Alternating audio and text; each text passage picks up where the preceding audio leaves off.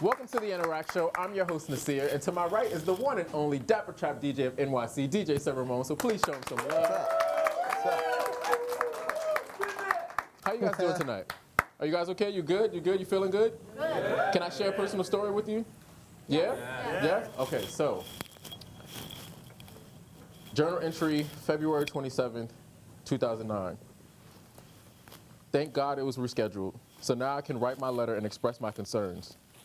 That man looking really mean in the beginning, but after a couple of minutes, a couple of people, I saw his true side.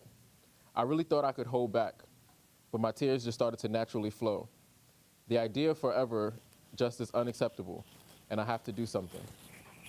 Those were the words of my 15-year-old self trying to mentally prepare myself to see my father sentenced for what felt like a lifetime to a little boy who had already lost his father to the prison system as a baby.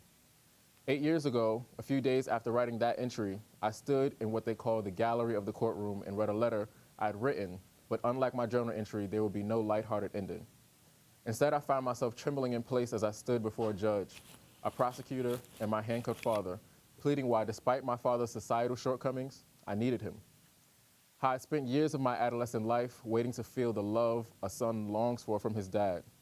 How I was just getting to know him, and he was just getting to know me. How although we didn't live together, I craved the moments I could show him how well I was doing in school to make him proud. Or the moments he'd watch me play football, even though I was only playing, to hear him rooting for me. That 15-year-old boy is now a 23-year-old man that gets up on stage to talk to the world week after week, but can barely hold a conversation with his father because that 6-year sentence turned us into strangers, struggling to even say hello. I can't imagine watching another little girl or boy in this position. Am I saying that those who commit crime should somehow go unpunished? No. But we've got to come up with better solutions to prevent this and handle it with humanity in mind and compassion at heart. So today, we're going to do our part in putting an end to unnecessary broken hearts and homes.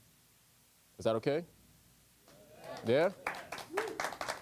So on the outskirts of Queens sits Rikers Island, the world's largest jail complex with over 8,000 inmates. And as of March 31st, Mayor de Blasio vowed to stand behind a 10-year plan to close Rikers Island, a facility that has tortured and tormented the fathers, brothers, and families of little boys like me, or at least like I was. Right after this break, my guests from the Close Rikers campaign will talk more about their experience on the island and how they plan to hold the mayor accountable to his word.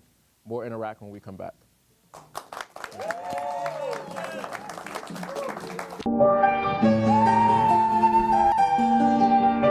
Go ahead, said bounce.